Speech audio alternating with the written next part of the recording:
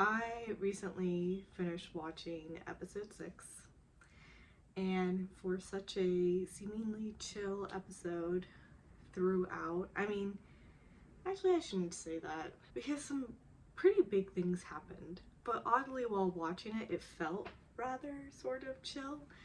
And then of course at the very end they have to just stump you with this cliffhanger on a freaking week. So like this past week Netflix didn't put up episode 7 yet. So we're skipping a whole week, which works out for me because I was severely behind on these videos, but still, it's been a struggle just waiting, and now I have to wait until, I'm assuming, Wednesday. Still a while to wait. But until then, hi YouTube friends. It's Trish here, and welcome to my little corner of the internet. Today I'm talking about episode 6 of the K-drama 39 on Netflix. The episode is going to start off with the flashback, and this time we're seeing high school Mijo. She has, would you call it unintentionally? I think initially unintentionally cheated on a test, and in retrospect she is coming back to her teacher and letting him know. And I guess she's like considered a straight A student, like a great person, and he is trying to be like, it's really okay, it was an accident, the paper fell right in front of you, which apparently is what happened. Like, I guess a nearby student's paper fell and she just happened to glance down at the question that she was having trouble with. So he's like, it could happen to anyone, and she's still insisting to take off the points for that question. And afterwards she's having snacks at Juhi's mom's little like snack bar restaurant area, and her friends are just amazed because nobody saw her cheat. So she literally turned herself in, and they're just like, what are you, a saint? Like Juhi's mom is sort of smiling in the background as she overhears Mijo say that we should all live an honest life, like it was the honest thing to do, and that's what she chose to do.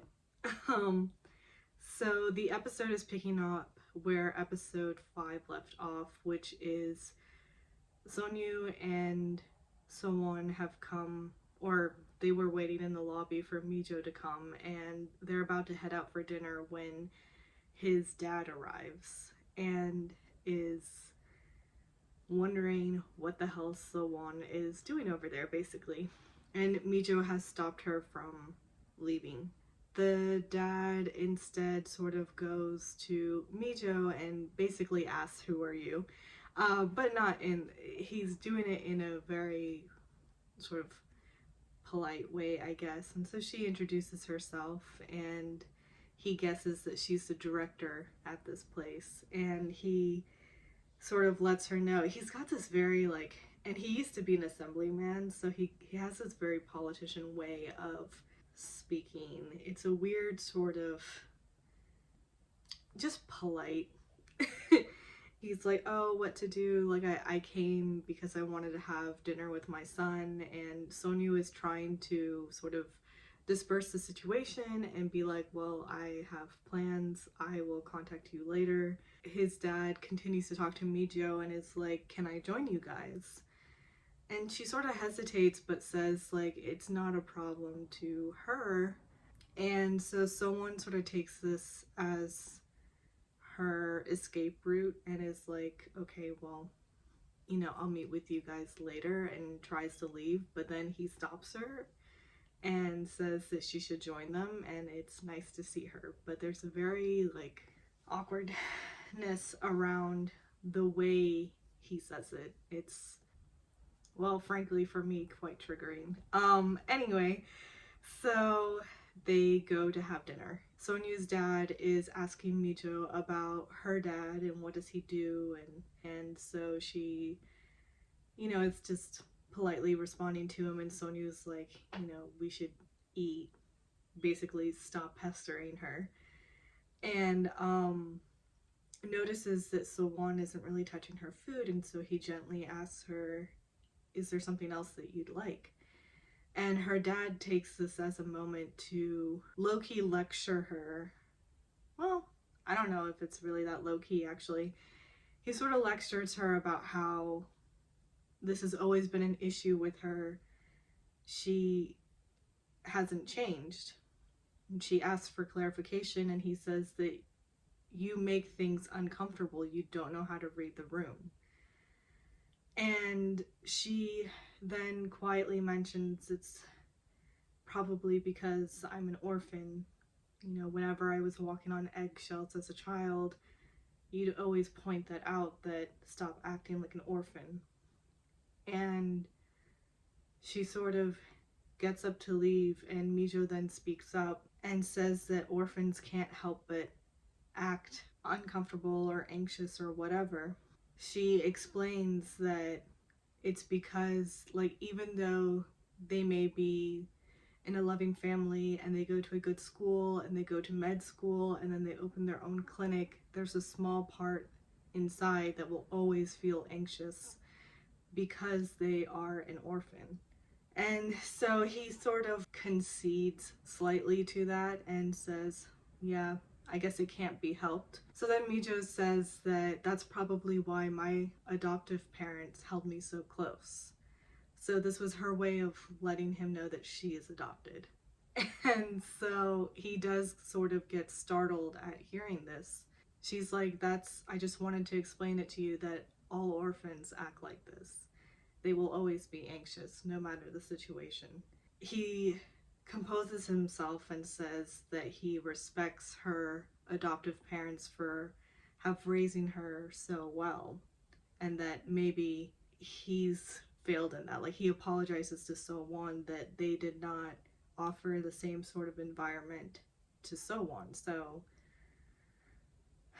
it's like a backhanded apology sort of situation. So-won ends up responding back that she's actually very grateful because she's come as far as she has because of her situation, and she's grateful for her brother and her mother, which of course he understands and hears, and she wishes him good health and gets up to leave.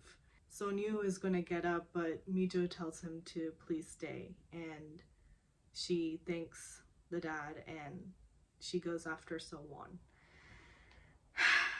So Sonyu is telling his dad to go back to the States. He'll drop him off at the airport, and his dad just gets angry and says that he needs to see a shaman before he leaves Korea because he doesn't understand why his son keeps getting surrounded by, and then Sonyu just sort of stops him over there. So it's just this, he's a prejudiced ass. So Mijo comes to So-won outside and catches her and suggests that they still go somewhere else. She's hungry. And they decide to go have some beer. And Sonyu calls while they were outside talking. So she's like, hey, we're up for round 2. Let's go. We see now that Juhee is sitting in her living room. She is texting Chanyeong about if she wants the soup again, let her know, she'll make it. And Chanyeong's like, yeah, no thanks. Like, you don't need to go and just help this guy get back with his girlfriend while you make me soup.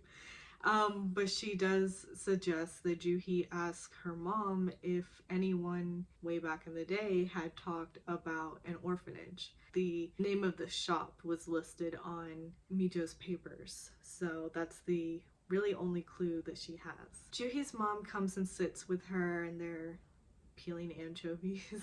She's asking after Chanyeong, how is she doing? And she sort of voices out that it must be very difficult to like say something like that to her parents. And then Juhee brings up about, do you remember anyone talking about Mijo's orphanage when you worked at that snack bar? And her mom does still for a second, but then continues on and asks, like, why are you asking? And Juhi tells her that Chanyeong wants to find her adoptive mother, and she just sort of is like, you know, why?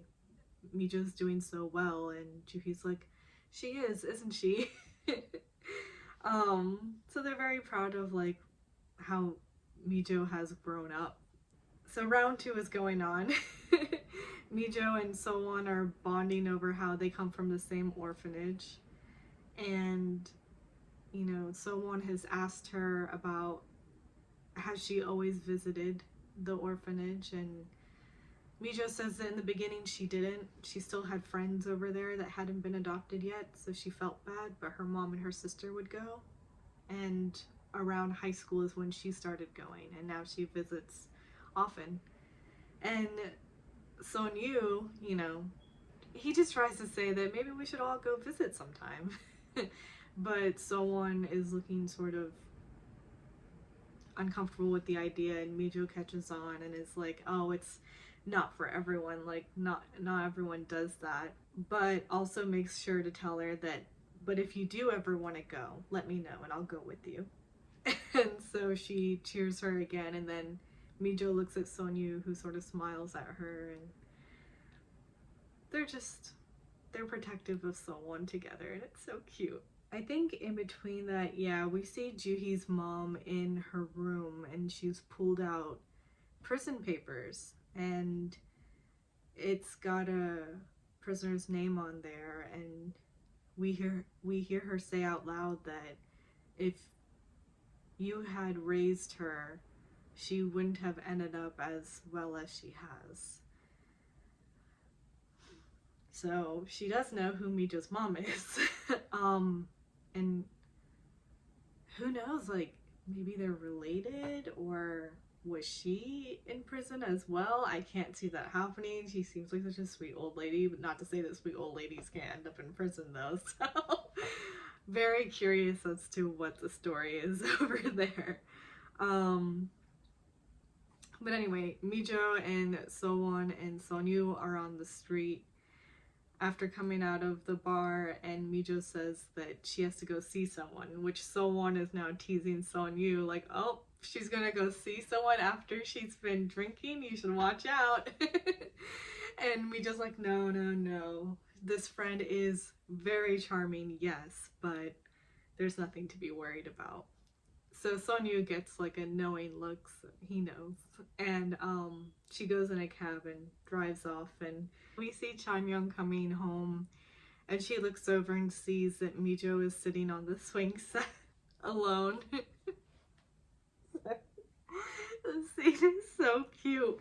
So Chanyeong goes and sits on the swing next to her, and Mijo is, you know, sort of talking at her, and she can just smell the alcohol, and she's like, oh goodness, you reek, were you drinking with Son-yu? And Mijo says yes, and his sister.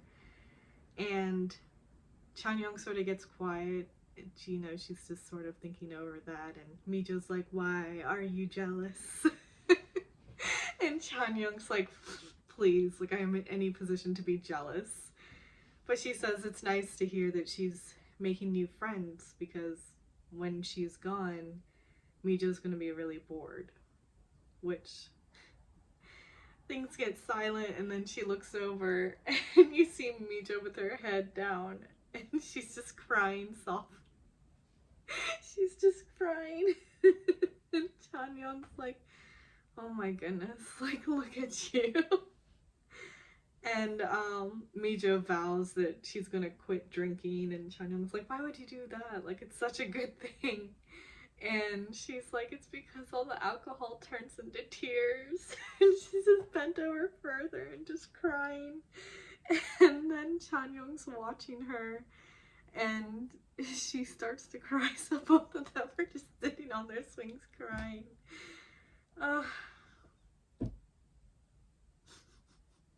It's such a like sweet and adorable scene, but it also makes you emotional. Like I teared up while watching it, come on.